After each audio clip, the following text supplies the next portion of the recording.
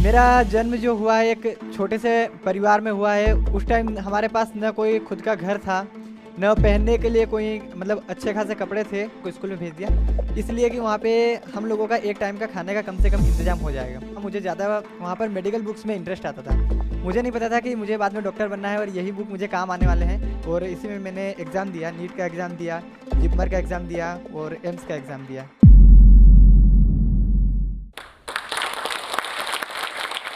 नमस्कार, मेरा नाम आसाराम चौधरी है। मैं MBBS first year student AIIMS Jodhpur में अभी पढ़ रहा हूँ करेंटली।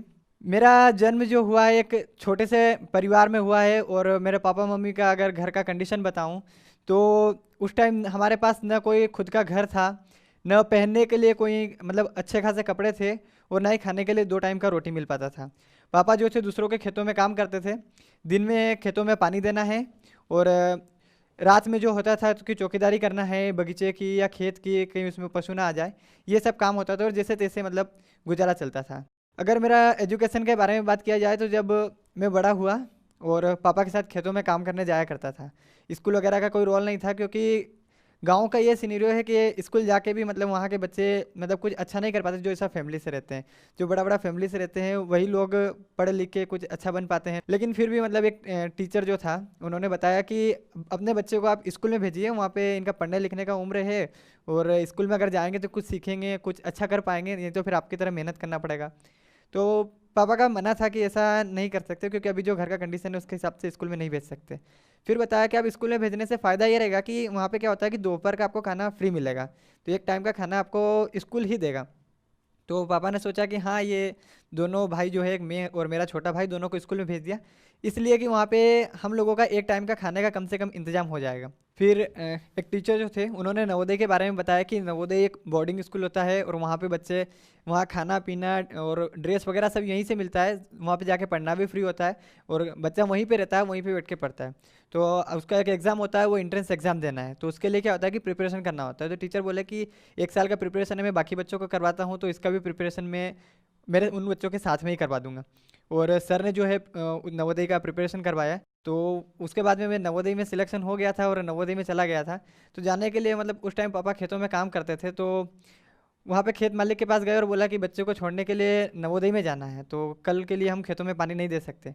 तो खेत का मालिक बोला कि ऐसा नहीं हो सकता क्योंकि मेरा जो खेत रहेगा अगर एक दिन पानी नहीं देंगे तो ऐसे ही पानी का कमी है और वो सूख जाएगा।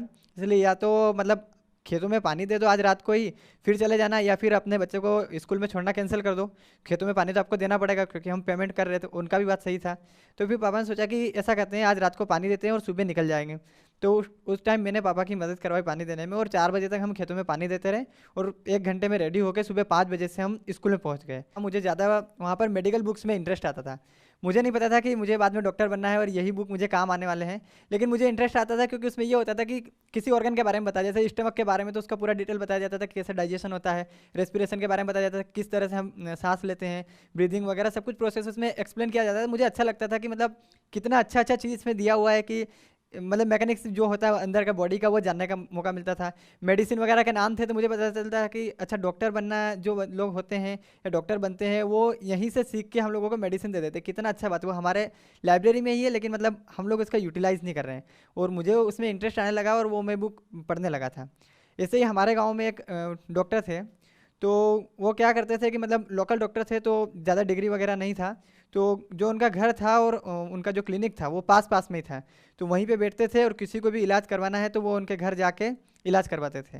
और वहाँ पे जाके ये होता था कि उनको रेस्पेक्ट से बोलना होता था। एक बार मैंने मतलब तुम करके बोल दिया था डॉक्टर साहब को, तो वो बोले थे कि इनको तुम नहीं बोलना है, आप करके बोलते हैं। और सिर्फ डॉक्टर नहीं बोलना है, डॉक्टर अगर घर में बोल दे ठीक है, इनके सामने इनको डॉक्टर साहब बोलना है। तो ये मुझे पता नहीं था कि इन लोगों का मतलब स्टडी लेवल अच्छा है, अच्छा डिग्री है, ये मतलब अच्छे पोस्ट पे, इसलिए इनको इसलिए रिस्पेक्ट मिल रहा है। लेकिन बस मैं इतना सोच रहा था कि हम लोग इतना काम करते हैं, ये करते हैं, और ये तो बहुत कम काम करते हैं क्योंकि घर पे ही बैठे रहते हैं। हम जाएंगे भी सही, ये कुछ भी नहीं करेंगे, लिख के दे देंगे। मुझे ये नहीं पता था कि लिखने का मतलब रिस्पेक्ट नहीं मिल रहा, जो लिख रहे हैं उसका रिस्पेक्ट मिल रहा है। तो वहाँ पे जाके बस इतना कुछ कर नहीं रहे, हम इतना कर रहे हैं, कुछ मिलता नहीं है। इन लोगों को बस पैसे दे के आओ और एक रिस्पेक्ट भी देना है। तो मुझे लगा कुछ तो है इस प्रोफेशन में कि मतलब सब लोगों को पढ़ाने जाता है, टीचर आते हैं पूरा चिल्लाते हैं, पढ़ाते हैं। या फिर कोई भी प्रोफेशन जो मैंने देखा था उसमें यही होता है, हम लोग जाते हैं पूरा काम करके आते हैं खेतों में, तब जाके पैसा मिलता है। इनका ऐसा है कि बैठे रहो, जाते हैं, एक दो सजेशन दे देते हैं, बहुत बार डांट भी देते हैं, उसके बाद में लिख के देते हैं चलो पैसे दे दो। तो मुझे लगा कि कुछ तो है और मुझे डॉक्टर बनना है। पता नहीं था कि जो मैं पढ़ रहा हूँ वो मतलब मुझे मेडिसिन में सब कुछ यही पढ़ना पड़ेगा, जो मेडिकल लाइन है उसमें सब कुछ यही पढ़ना पड़ेगा। भाई इतना मुझे इंटरेस्ट आता था इसलिए पढ़ा था, और इधर मुझे वो प्रोफेशन देख के मुझे डॉक्टर बनना था। और इसी में मैंने एग्ज़ाम दिया, नीट का एग्ज़ाम दिया, जिपमर का एग्ज़ाम दिया और एम्स का एग्ज़ाम दिया। तो जब नीट का एग्ज़ाम दिया तो आंसर की उसका आ जाता है जस्ट एक दो दिन बाद में, ऑफिशियल नहीं, मतलब ऐसे कोचिंग वगैरह बना के दे देते हैं। तो मैंने नेट पे सर्च करके उसके आंसर देखे। आंसर देखने के बाद मुझे लगा कि मैंने एक तो क्वेश्चन कम अटेम्प्ट किए थे, 140 के लगभग अटेम्प्ट किए थे, उसमें से 14-15 मेरे क्वेश्चन जो है वो गलत निकल रहे थे। मैंने कॉल करके दोस्तों से पूछा कि जो पुराने दोस्त थे स्कूल के, कि क्या हाल है। तो वो बोल रहे थे कि एक्चुअल में एलन कोटा से पढ़ा था और अभी एग्ज़ाम देने इंदौर आया हूँ, मैंने एग्ज़ाम दिया और 170 क्वेश्चन अटेम्प्ट किए, कितने गलत होंगे। तो गलत का तो पता नहीं है, हाँ 5 से तो गलत होंगे ही होंगे। तो अच्छा 5 से तो गलत होंगे और मेरे 14 गलत थे और वैसे भी कम अटेम्प्ट किए। तो वो वाला जो मेरे अंदर जो डर था, जो दक्षिणा के एग्जाम करके रूम के बाहर आया था, वो डर वापस आने लगा कि अब तो पक्का सिलेक्शन नहीं होगा, इसके बाद मुझे क्या करना होगा। उसके बाद मैंने ये भी सोच लिया था कि यहाँ से इंदौर में कोई ज़्यादा दूर भी नहीं पड़ता है, और DAV जो है BSc का कॉलेज है, और मुझे वहाँ जाके BSc कर लूँगा, कुछ नहीं मिलेगा तो घर पे भी हेल्प हो जाएगा और BSc भी हो जाएगा। उसके बाद में जब नीट का रिजल्ट आया तो मेरा जो था 584 मार्क्स था, और जो मेरा स्टेट रैंक था वो 52 था। तो उससे ये पता मेरे को पता चल गया था कि यहाँ का मेरे को स्टेट का जो बेस्ट मेडिकल कॉलेज है वो मुझे मिल जाएगा। और वहाँ का जो मतलब बताया जाता था वो अफोर्डेबल भी होता है और अच्छा, उसका एजुकेशन भी अच्छा होता है। वहाँ मेरे एक सीनियर थे, मैंने उनसे बात किया कि भैया मेरा सिलेक्शन हो गया है, मैं MGM ले लूँ। तो वो बोले हाँ अच्छा है, MGM अपने बेस्ट का स्टेट का जो है बेस्ट मेडिकल कॉलेज है, और यहाँ पे जो फीस होता है वो 35,000 एक साल का होता है, एक महीने का होता है, सॉरी वो ज़्यादा भी नहीं होता है। यहाँ का जो फीस होता है वो 35,000 महीने है, और वो ज़्यादा भी नहीं है, बहुत ही कम फीस है। और मेरा जो फैमिली का इनकम है वो लगभग 4,000 5,000 महीने था, और वो 35,000 महीने बता रहे थे। तो बोला कि चलो ऐसा है तो बैंक से लोन ले लें। फिर मैं बैंक में गया तो वहाँ बोला कि आपको जो प्रॉपर्टी होता है वो जितना आप लोन ले रहे हैं वो प्रॉपर्टी उससे ज़्यादा का होना चाहिए, और हमारे पास ऐसा कोई प्रॉपर्टी था नहीं। तो बोले कि चलो ऐसा करो कि अभी जिपमर और आप एम्स का वेट करो, वहाँ अगर सिलेक्शन हो जाएगा तो अच्छा बात है, वहाँ का फीस इतना नहीं होता है। तो मैं जिपमर एग्ज़ाम के लिए वेट करने लगा। जिपमर का रिजल्ट आया और उसमें मेरा 182 के लगभग रैंक था। और जब मैंने मेरे जो एक मेल आया, और मेल में ये था कि आपका जो 200 हमारा सीट रहता है, 200 सीट में टॉप 200 रहता है, उनको हम ले लेते हैं सिलेक्शन में, क्योंकि हमारा 200 सीट है, आपका 182 है तो आपका सिलेक्शन कंफर्म है, आप मतलब बिना काउंसलिंग किए ही मतलब आके डायरेक्ट एडमिशन करवा सकते हैं। जिपमर जो था साउथ में पड़ता था, तो मैं फिर भी वेट कर रहा था कि कभी एम्स में सिलेक्शन हो जाए, लेकिन लग नहीं रहा था, क्योंकि एम्स का पहले से ही मतलब हर एक मेडिकल स्टूडेंट को बता दिया जाता है कि एम्स जो होता है बहुत ही टफ एग्जाम होता है, और वहाँ पे सिलेक्शन होता नहीं है।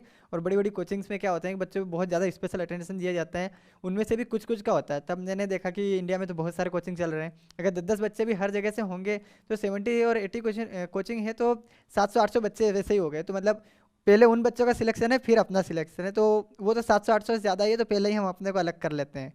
तो मैंने वो सोच लिया कि इसमें सिलेक्शन होना नहीं है। और 18 तारीख को नीट का काउंसलिंग का फाइनल जो था डेट था कि आपको 18 जून फाइनल है, इसके बाद आप पेमेंट नहीं कर सकते। तो मैंने उसमें 5,000 पेमेंट किया। उसमें एक बॉन्ड साइन करना होता है कि अगर आपको कॉलेज मिल गया तो इधर आप कॉलेज एडमिशन ले लेंगे, या फिर आपका जो टोकन फ़ी जो है 5,000 वो आप मतलब चला जाएगा। तो मैंने बोला कि ठीक है अब डाल देते हैं, क्योंकि अगर ये भी चला गया तो कुछ नहीं मिलेगा। और मैं डाल के जस्ट सिटीज़ में गया था पेमेंट करने, वहाँ पेमेंट किया मैंने, और मैं बस में बैठा था कि मेरे जो दक्षिणा से एक टीचर का फ़ोन आया और बोले कि बेटा एक काम करो, कहाँ हो। तो मैंने बोला कि सर सिटी में आया था मैं। तो बोले कि काम करो, यहाँ से मिठाई का पैकेट ले जाओ और घर वालों को खिला दो। मुझे लगा ये कौन सा नई बात है, मुझे मतलब नीट में कॉलेज मिल रहा है और मैंने उसके लिए पेमेंट कर दिया, वैसे भी कहाँ सेटिस्फैक्ट्री जो मन में है जो वही मिल रहा है, वही मैंने सोच के मतलब उस बात को ज़्यादा ये नहीं किया। लेकिन घर गया तो मेरे एक दोस्त ने फ़ोन किया, तो बोले कि ऐसा क्या एग्ज़ाम तेरा एम्स का एग्ज़ाम कैसा गया था। मैंने बोला कि एम्स का एग्ज़ाम तो अब अच्छा गया था, बाकी तो रिजल्ट होता है, उसी पर ध्यान दिया जाएगा। तो बोले चलो ठीक है देखते हैं। बोले कि लेकिन तेरा सिलेक्शन हो गया। तो मैंने कहा, कैसे हो गया। तो बोले कि अरे हो गया, रिजल्ट आ गया है देख। तब मुझे पता चला कि सर जो बता रहे थे वो एम्स के रिजल्ट के बारे में बता रहे थे। तब मैंने लिस्ट देखा, लिस्ट में रोल नंबर देखा, रोल नंबर को 3-4 बार मिलाया कि मेरा ही है, फिर ऐसे करके नाम मिलाया कि हाँ मतलब मेरा ही नाम है और किसी के नाम में। तब मेरा रैंक देखा तो जनरल कैटेगरी में जो रैंक था वो 707 रैंक था, और इसी रैंक में मुझे मतलब एम्स में 800 सीट है, तो मुझे पता चला था कि किसी भी हालत में कोई सा भी एम्स मिले मुझे एम्स मिल जाएगा। वहाँ पे जाके मैं ये हो गया, थोड़ा रिग्रेट भी हो रहा था कि अभी 2 घंटे पहले ही तो मतलब मैंने नीट के लिए पैसा डाला है, अगर नहीं डाला होता तो डायरेक्ट में एम्स हो सकता है। और ये भी एक उम्मीद थी कि चलो ठीक है, कम से कम नीट में कॉलेज नहीं मिलेगा तो पैसा वापस आ जाएगा। लेकिन उसके थोड़े दिन बाद मतलब रिजल्ट आया कि आपको बेंगलोर मेडिकल कॉलेज अलॉट हो गया है और आप कॉलेज में एडमिशन ले सकते हैं। तब एम्स मिल रहा है, तो बेंगलोर मेडिकल कॉलेज तो लेना नहीं था, मैंने 5000 छोड़ के एम्स में एडमिशन लेने के लिए सोच लिया। तो जब मैं आज खुद को देखता हूँ तो ये सोचता हूँ कि एक गरीब मजदूर का बेटा जो एक बिल्कुल बहुत ही पिछड़े हुए गांव में रहता है, जिसके पापा पन्नी बिनने तक का काम कर चुके हैं, अगर वो अपने मेहनत के दम पर, अपने आत्मविश्वास के दम पर एम्स जैसे कॉलेज में एडमिशन ले सकता है, तो कोई भी बच्चा कितना भी गरीब हो, कुछ भी हो, उसे इस बात से कोई फ़र्क नहीं पड़ता। अगर उसमें मेहनत करने की लगन और आत्मविश्वास जैसे गुण हैं तो वो कहीं भी किसी भी सक्सेस को पा सकता है। इसके लिए मतलब मैं जब भी पढ़ाई करता था तो ये सोचता था कि मेरे पापा जो है दूसरों के खेतों में काम करते हैं और बहुत ही पन्नी वगैरह बीनते हैं और बहुत ही मतलब मजदूरी करके पैसा कमाते हैं और मुझे पढ़ना है। यही बात मतलब जो है मुझे पढ़ने के लिए मोटिवेट करती थी और शायद शायद यही कारण है कि मैं अच्छे से दिल लगाकर पढ़ पाया। तो अगर कोई भी बच्चा पढ़ना चाहे, किसी सक्सेस को लेना चाहे, तो इसे ये कोई भी डिसाइडिंग फैक्टर नहीं है कि उसके पास पैसा कितना है, वो कहाँ रहता है, उसके पापा क्या करते हैं। सिर्फ ये डिसाइड करता है कि वो कितनी मेहनत करता है, उसमें आत्मविश्वास कितना है, उसमें दृढ़ निश्चय कितना है। यही सब जो है मैटर करता है। ये बात बिल्कुल भी मैटर नहीं करेगी कि उसका गाँव कैसा है, उसका घर कैसा है, उसके पापा क्या करते हैं। ये मैटर करेगा कि उसमें कौन कौन से गुण हैं, और वो गुण होने चाहिए मेहनत, लगन, आत्मविश्वास और दृढ़ निश्चय। इस वीडियो के बारे में अपनी राय नीचे कमेंट सेक्शन में हमें बताएं और अपने दोस्तों के साथ ये वीडियो शेयर करना ना भूलें।